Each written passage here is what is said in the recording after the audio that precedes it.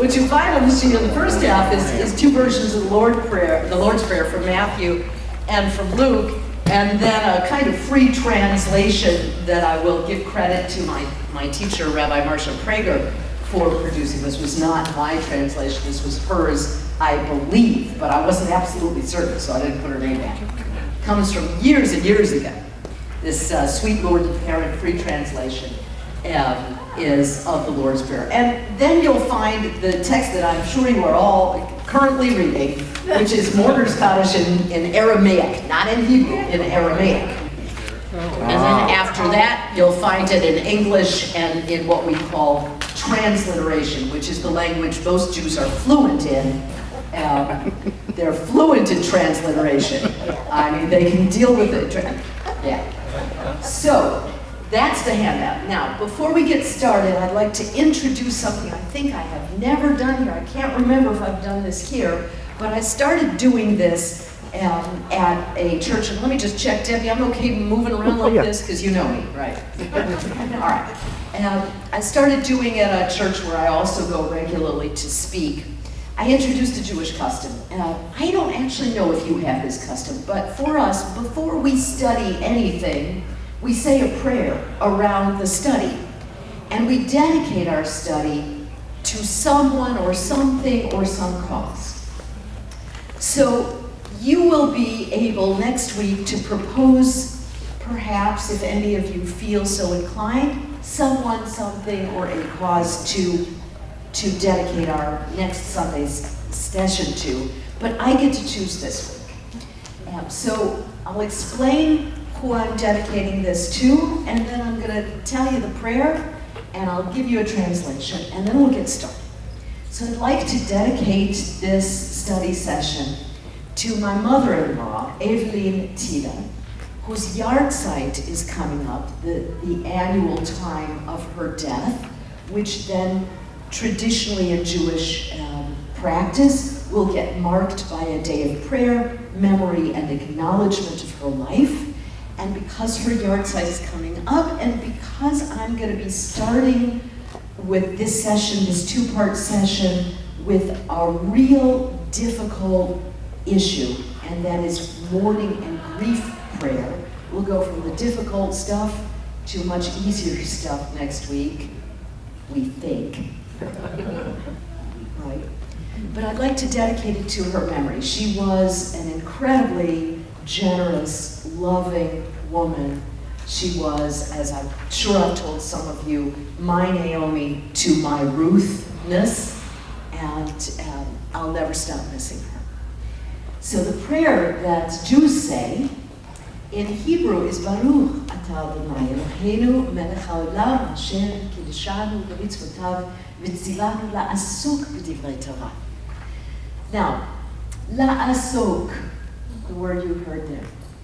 The prayer is, blessed are you, sovereign of the universe, who holifies us, who sanctifies us, who makes us holy, by commanding us to immerse ourselves, to soak ourselves in Torah, in instruction, in learning, in finding out who we are, what our texts mean to us, and who we need to be.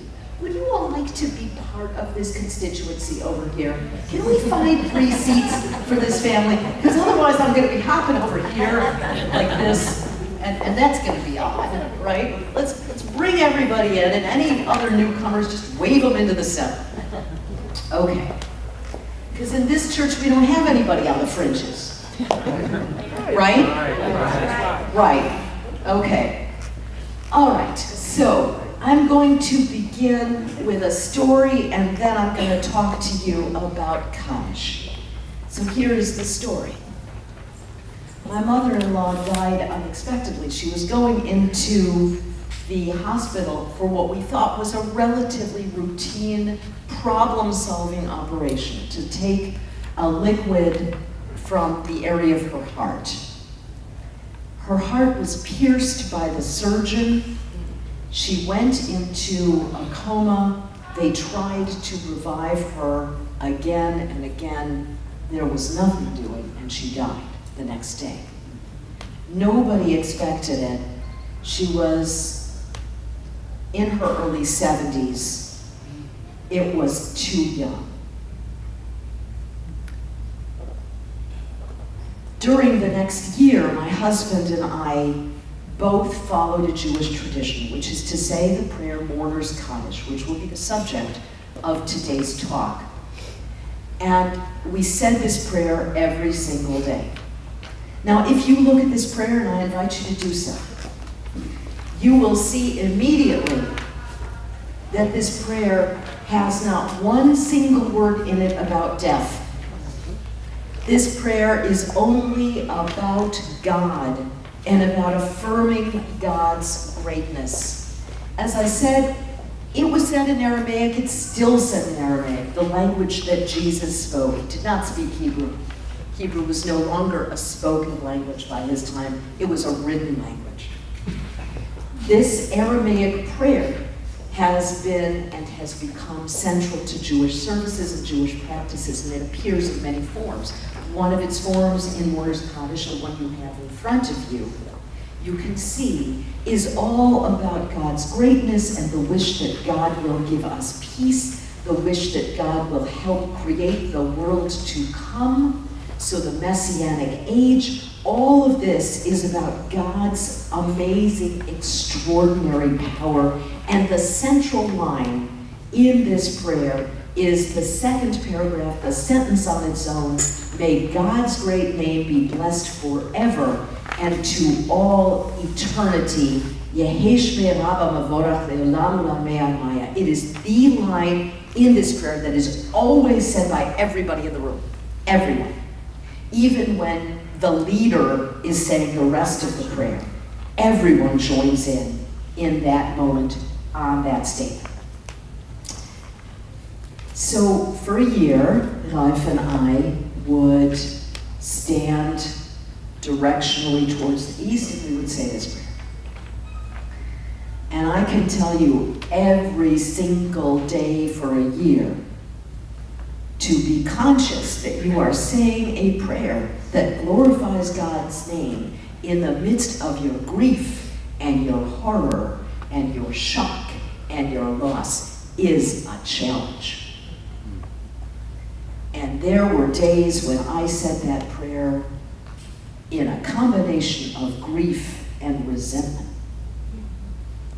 in a combination of grief and anger, in a combination of grief and despair, again and again and again, because every time I was glorifying God's name, I was saying it in memory of my mother-in-law, who I had lost, whose voice I would never hear singing again, beautiful soprano, whose bourgeois German cooking, which I loved, I would never eat again, whose way of calling me Barbara always made what seemed to me a pretty boring name beautiful. It was a tough time. One day, when I said this prayer, I experienced the transformation that I'm going to tell you about. And I knew in that moment, spiritually, why I was doing what I was doing. And then I set off to study it academically and wrote an essay that was published in a series about Mourner's Kaddish. That essay is the basis for our session today. And now I'm going to take you through a complicated series of steps about this prayer. Please feel free to interrupt me at any point. Tell me I'm going too fast or ask me to explain something again. And I'll try to make sure we have time at the end to have some conversation around this prayer.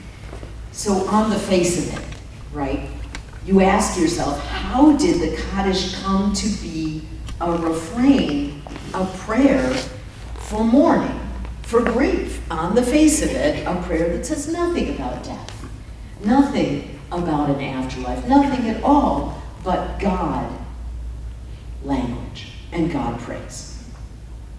The first time we see a reference to a part of this prayer is in Talmud. And the description is, there's a little story. It's a story of Rabbi Yossi.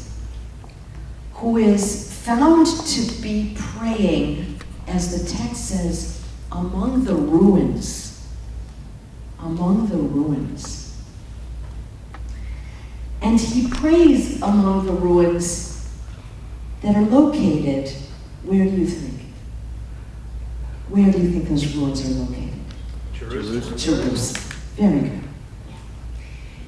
He's apparently praying in the midst of the wreckage of the Second Temple, 1st century CE. So we're talking about the time when the Gospels are starting to get written, right? Around 70 AD to 80 AD. A lot of our Gospels are written about that time, not all.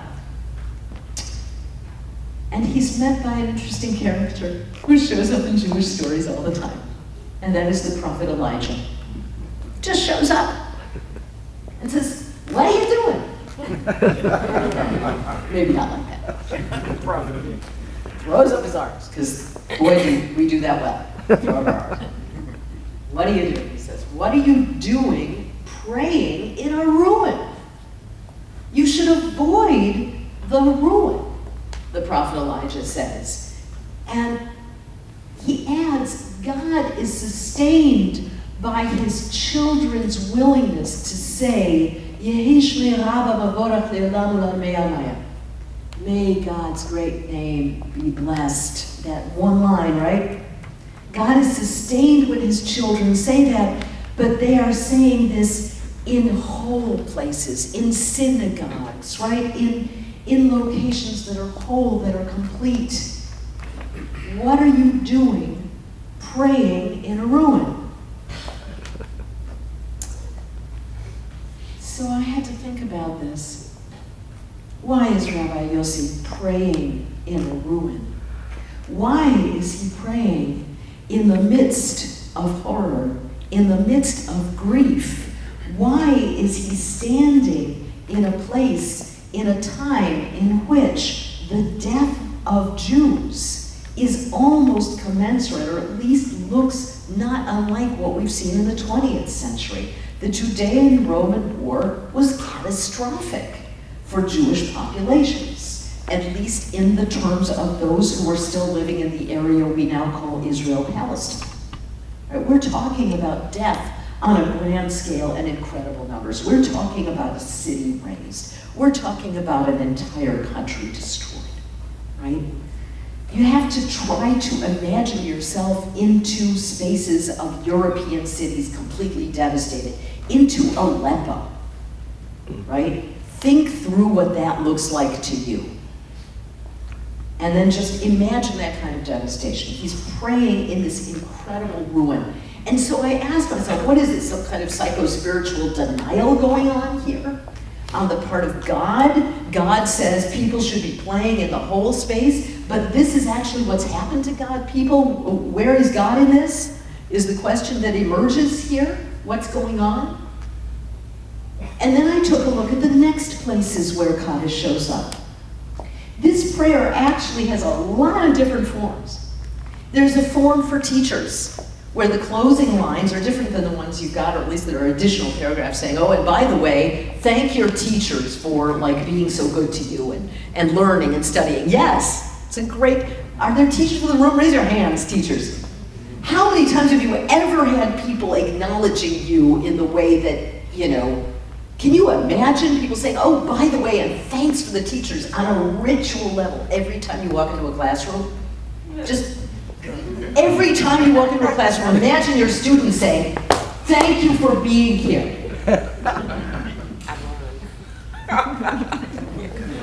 Y'all laugh, but when I taught in Taiwan, my Taiwanese students who called me just teacher would bring me a cup of tea before every session.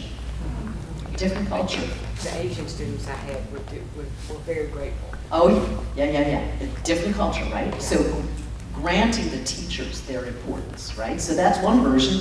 Another version of this prayer is just simply as a marker in Jewish services. Like we do a lot of Hebrew stuff, and then we say, oh, okay, this part of the service is done. Let's say Kaddish, write a version of it.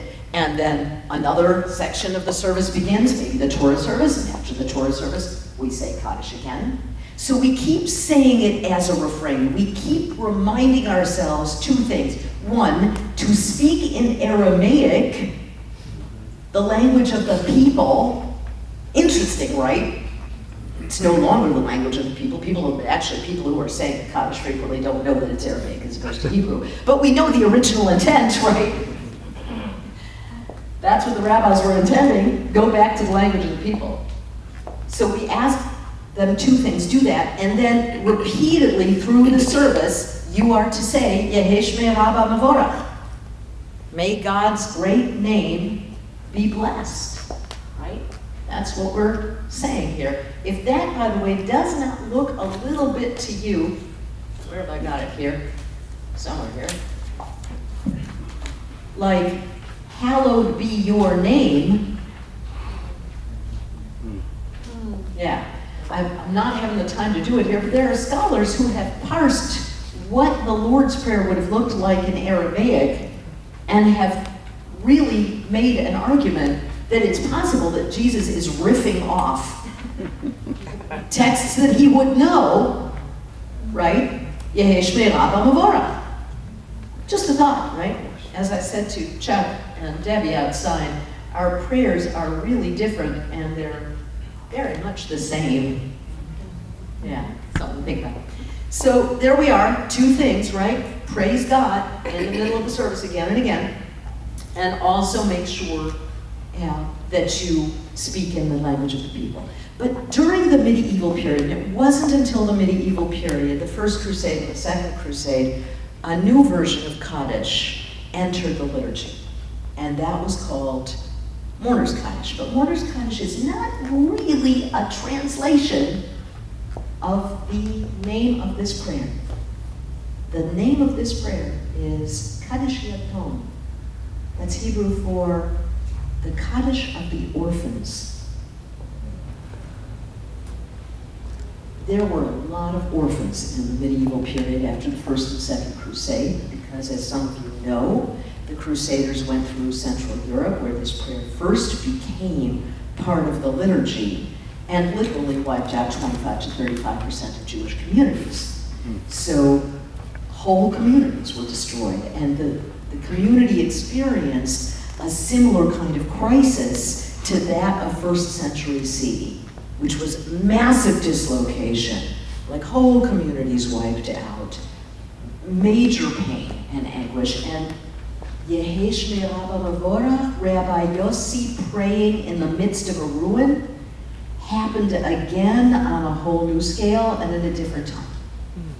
People started saying this prayer in the midst of a ruin again.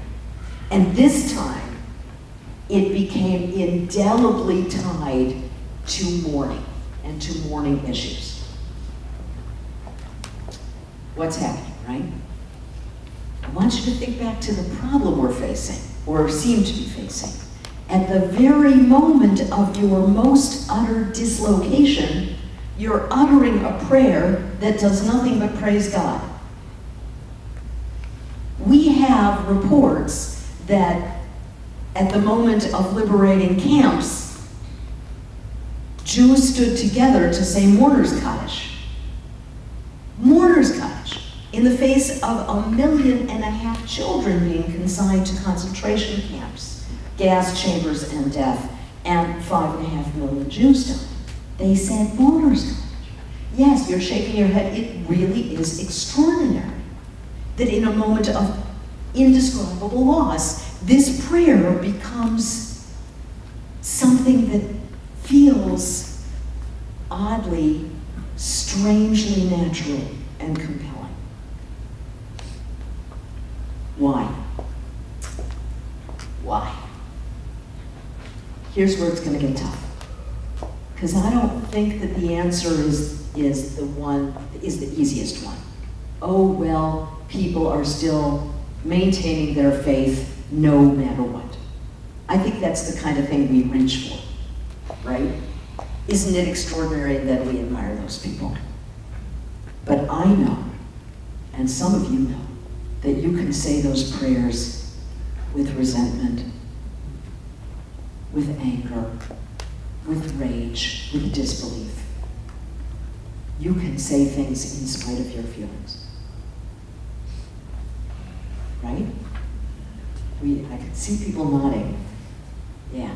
Most of us especially are old enough to know how loss can absolutely tear everything you know about the fabric of your world apart. Right? Everything. The whole world is surreal at that moment. It's not.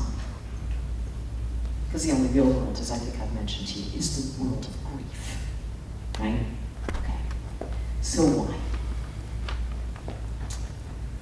I think that the rabbis made this prayer into Kaddish Yatom, into mourner's Kaddish, knowing quite well in the medieval period what death and destruction on a grand scale looks like, and they also knew that there is absolutely no true and lasting path to God that doesn't admit that God sometimes is hidden to humanity, that we don't know where God is when we are in certain places, certain states, or experiencing certain kinds of horror. In the midst of Aleppo, where is God? In the midst of Auschwitz, where is God? Right? We know that God didn't make those things happen, but we ask, where is God? And that's an understandable question for the rabbis. That's a legitimate question. We are allowed to ask that question. So they prescribe this affirmation over and over again in the midst of those places. Affirm that God is great. Affirm God's extraordinary role as the creator of the universe, the miracle that we have of the very earth that we stand on is God's miracle. You are going to affirm that, they say. This is what I think is happening. At some point, when you say a prayer that affirms the transcendent, extraordinary, astonishing nature of God, and your mind and your soul and your heart is reaching for understanding what that means to you, you feel that transcendent, incredible everywhereness of God, almost in spite of yourself. You know it or feel it there, and you suddenly find yourself very, very small in a grand, universal story, in the narrative of life.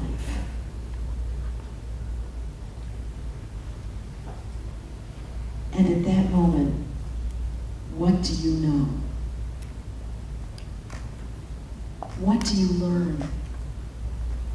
That just as you say, may your name be blessed for creating, for giving, for being, for breathing us into existence. Who am I? We are made b'tselem Elohim, in the image of God. In the moment of our smallness, in the moment of that tininess, we have a moment of some of the most powerful connection we can experience. God did this. What am I doing? And who am I? And what is my relationship to that incredible power?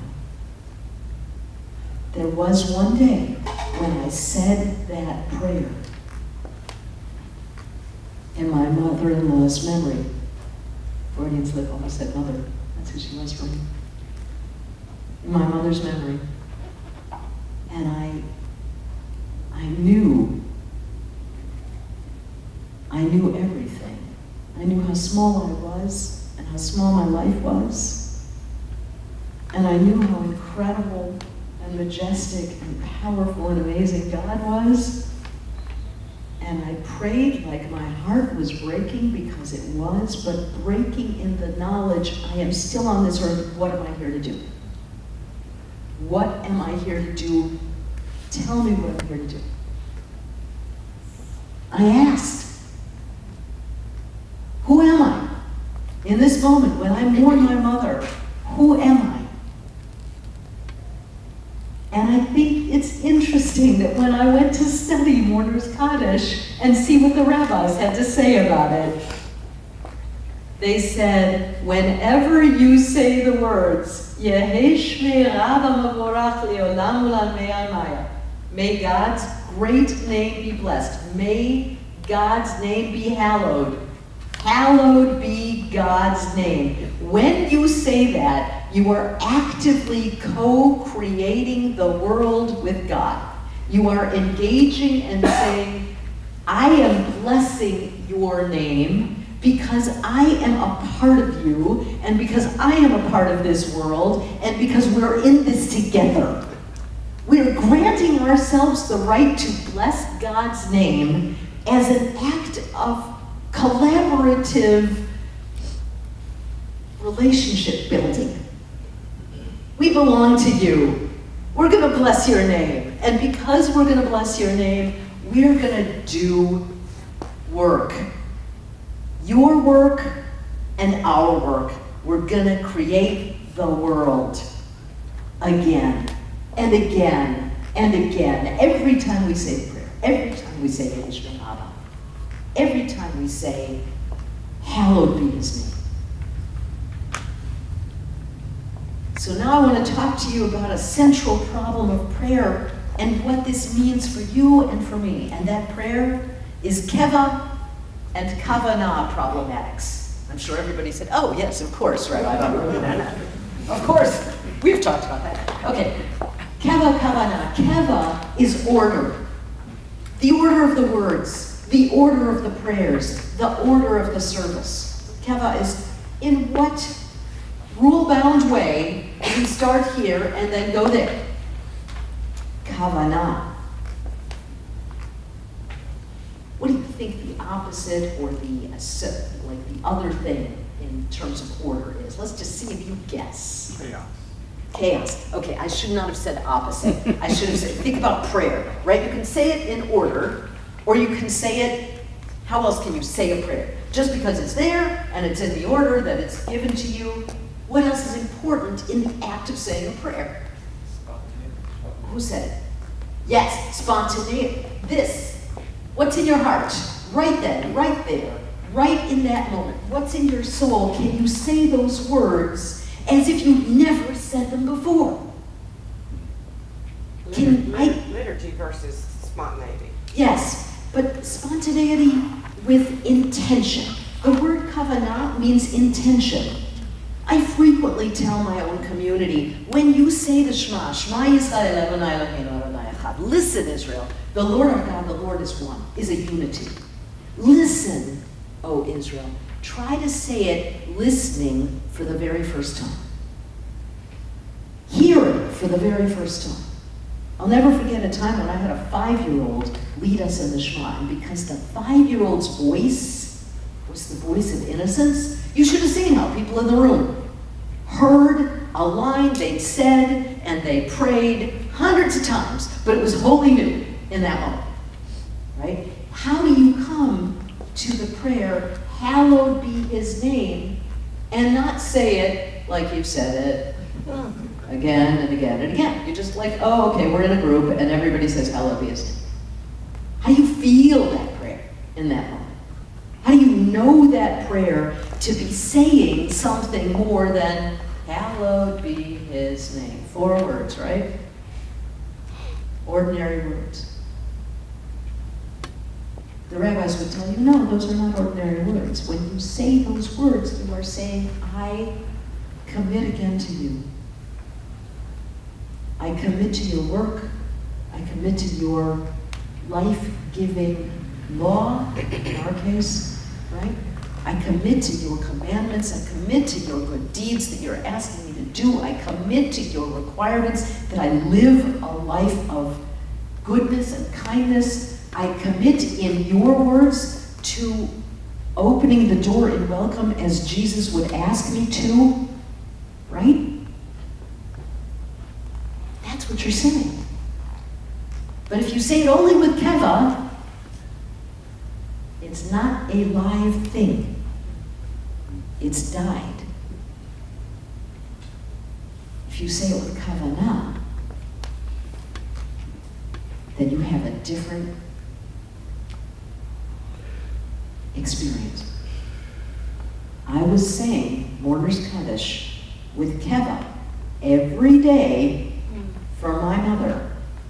Every day I did it because I was supposed to. I did it with a kavanah of, why am I telling you how great you are when my mother's been taken from me in this way? Why am I saying how great you are when I feel the loss of the grief and the pain? Why are you making me do this? Right? And one day, I went, oh, you're asking me. You're asking me to experience your embrace. You're asking me to understand who I am, but say that Elohim in the image of God. You are asking me to renew our agreement. We are in this together. And that, I think, when we approach prayer, is a lesson we can learn not just in the prayers that feel extreme and awkward and challenging to us, but in every prayer. And our task when we pray is to be in a place where we acknowledge that the keva is good for us. It gives us, gives us the path. People who created the keva of your services weren't doing it lightly, right? I wouldn't throw it out with the bath water, right? Play with it, but be careful what you do. But know that when you get into that space Sunday mornings, that you are being asked for far more than warming the seat and saying the words. You're being asked to open your heart and to commit as if you had never committed before, to do it all again for the very first time. Okay, we have time for questions, I think. So or responses or thoughts. Let's see what you have to say. And I stopped early enough to get those people who have responsibilities, bless them. They might be teachers and leaders and lay folk who are supporting you. Bless them as they go. Okay. Yes, ma'am. One question, and this is, what is the difference between a synagogue and a temple? There is no real difference. It's just one word is Greek. Oh, okay. Right? But that's it. Synagogues and temples are the way we refer to our houses of worship. I find it so hilariously funny when people say, so, what are you doing at your church? Sometimes I get notes or letters written to the Rabbi Barbara Thiede. That is just because you have this practice of the Reverend, right? Yeah. It's this moment of interfaith intersectionality that is incredibly sweet. No difference. Okay, other questions?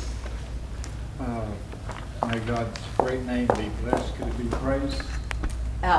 May God's, is that praise? I mean, could the word praise be used there? May God's name be praised. So the Aramaic is from a root, bet, resh, and kaf. Interestingly, that root means bless, but it also means to bend the knees. Think about that. Right? It also means to humble yourself a little bit.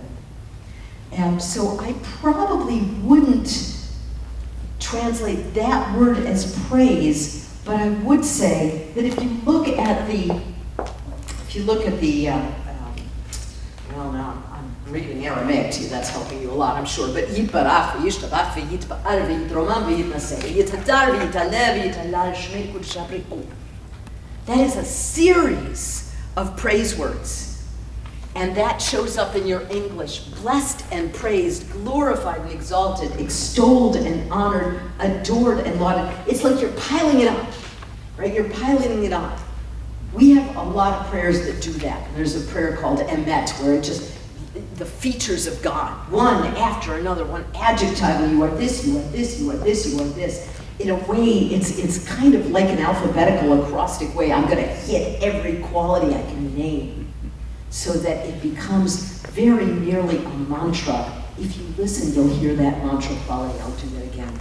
Yitbarach v'yishtabach v'yitba'ar v'yitromam v'yitaseh v'yitadar v'yitaleh v'yitalal shemir kudeshah brichu. And the brichu is bless God's name. It's like the conclusion. So is this prayer totally one which is about praise? Absolutely. Yeah. Did you have a follow-up there? No, I like that. You like that? Okay. So do I.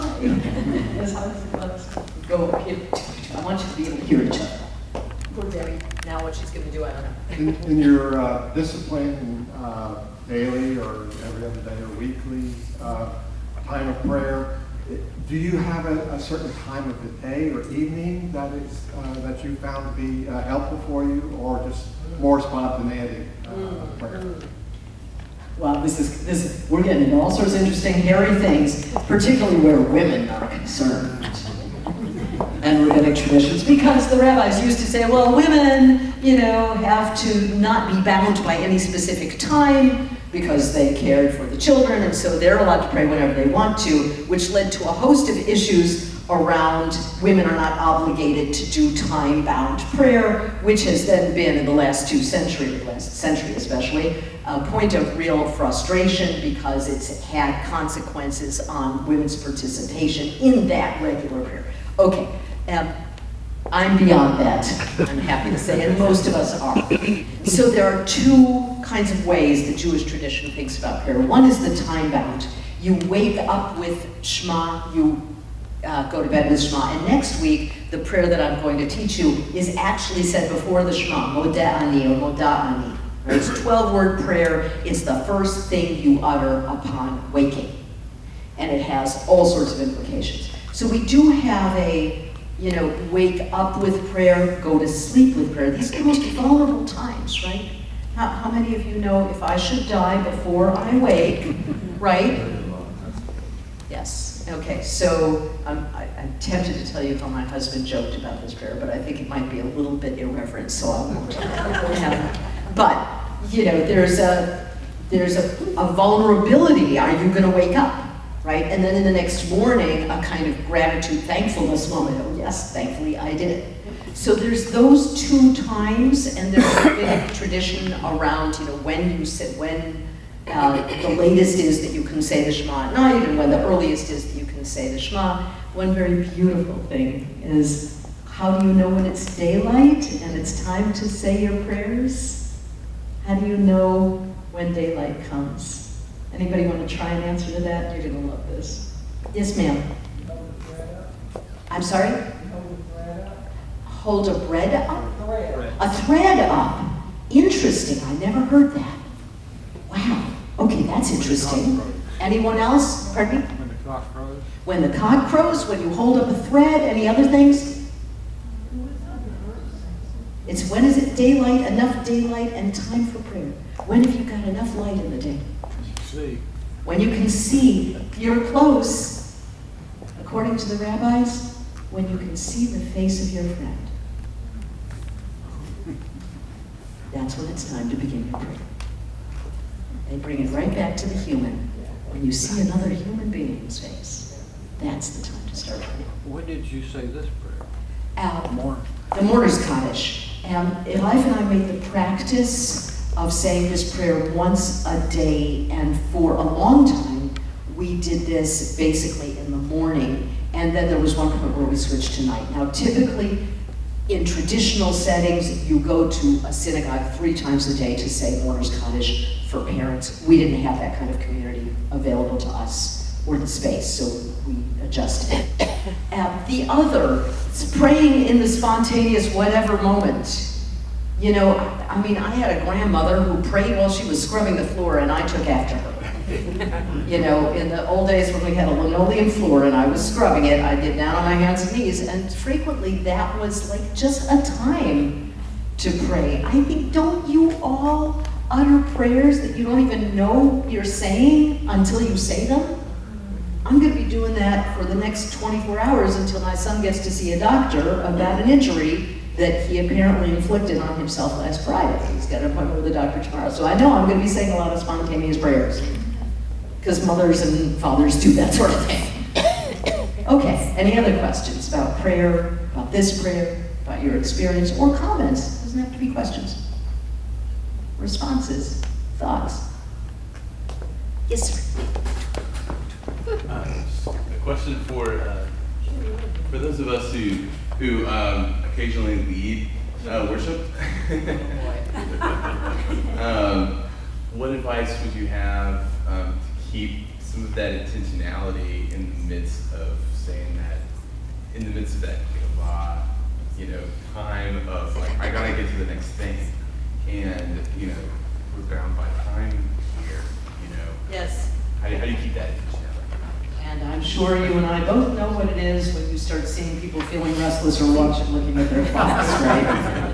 Oh my God, how do you keep that? That is, for those who lead, that is one of the most challenging problems that we face. How is it that when we have that keva, they have that order, we have to get through a certain amount of stuff, right? And we have to make sure to have everybody in our sight line. And we have to make sure to speak clearly and loudly enough. There's just like a host of keva obligations on that. And the only advice I can give to you, because every service is different, is to watch for the moment in which the words or the faces trigger the knowledge of the importance of what you are doing. Only expect and reward yourself for having one moment in which you allow yourself to really let your heart go that way, right? If it happens more often, great. But don't punish yourself if you're in that space of trying to do all the management. If you look for that one moment, generally it will happen. You'll see somebody's face, and they will be hearing you. And you will know that you are praying. You too are praying. And then the other thing, you know you're a vessel. It's all going through you, right? In some respects, it's kind of you and kind of not you. Before you start, don't be hanging out with people in the lobby, right? I love y'all. Leave the leaders alone. Talk to them after the service if you must, but give them the space and the quiet they need to have a moment of their own with God so that they can enter with an open channel. If you're like clogging stuff up, right? They can't do that. I used to beg my little community, don't come early to try and help me set up the room. While I'm setting up the room, I'm setting my soul in order. Let me put the chairs around. Just let me have that quiet. Leave them alone, and they will come into the room already having said, Yehi Shmir Rabba Mavorach, hallowed be God's name. And then they can help you hallow it too. Sometimes the advice I give for leaders is actually for congregants. The other thing, and I'm sorry I'm digressing a little, make sure you give them time for quiet and for study. If you put them in a place where all they are doing is managing stuff, you'll burn them out. Don't do that. Give them time for themselves, and they will serve you with much more and much better and much cleaner energy. Respect that. Okay. Other questions, comments? I would like to learn to say that. I would like to learn Yehi to Shmei Rabba Mavorach. say it slow enough so that we can learn it. All right. So let's try it. So the first word is Yehi. Yehi. That's let it be. Shmei. Shmei. Very good. You're learning Jewish. Shmei. So Yehe Shmei. Let's try that together. Yehe Shmei Rabba, which means abundance, lots. Mivora. Let's do those 4 words. Yehe Shmei Rabba Mivora. Let's do that again. Yehe Shmei Rabba Mivora. Le'olam. Le'olam is the next word. Let's try. Le'olam. Olam means world, it means eternity, it means the earth that we stand on, and it means secret. Le'olam. Let's try that again. Le'olam. Now we'll do the 5 words. Yehe Shmei Rabba Mevora. Le'olam. Okay, and now we've got the hard word. Ulalme. Ulalme. Let's do Le'olam Ulalme together. Le'olam Ulalme, and then Almaya. Almaya. So let's do that again. Le'olam Ulalme Almaya. So you are saying the Olam Ulalme Almaya, and the reason it's printed the Al-Lam is that that's technically the vowel, but in the way that it ends up being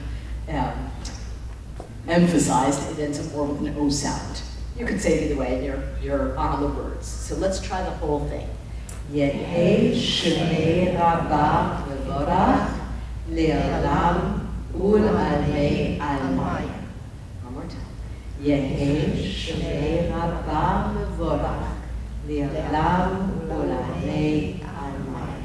Le'olam Ulalme Almaya are all coming from the same roots, and they essentially are saying forever, because Le'olam Almaya means to eternity, right? Remember when I said Olam is eternity and world and the earth and secret? The Aramaic here is using the same root again in a repetitive way in order to emphasize that God is eternal and forever and everything, would be another way to kind of think about those 3 words. So there you are. There's the Aramaic. And is it likely that Jesus said those words? I mean, I don't know. I don't have a time-traveling machine, but I'd be really, really surprised if Jesus hadn't come across Yehe Shmei Rabba Mevorach Le'olam Ulalme Almaya. I think that's pretty old. It's certainly in the century that he lived and died. Whether it was around right at the turn of the century, I don't know, but I suspect if it wasn't something close to it was, and the hallowed be his name is coming from this kind of prayer construction. Okay. Any other requests before you head off to your 11, I believe, 10 service? Making sure.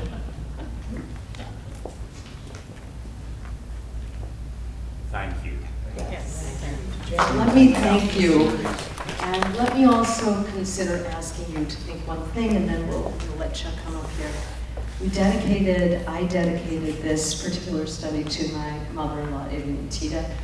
Consider what or to whom you can dedicate to a cause, you can dedicate to a purpose or a person. And for those of you who are coming next Sunday, I want you to have some cause or person or purpose with you that you're bringing for dedicating this study to, right? You may not be able to name them all, but you'll have that person or that cause or that purpose in your heart. Bring it with you. And then remember that when you say Yehe Shmei Rabba Mevorach Le'olam Ulalme Almaya, you are making a commitment. You are making a commitment to create the world with God. So create a loving and peaceful world. And that is my blessing to you. May we say Amen. Chuck, it's all yours.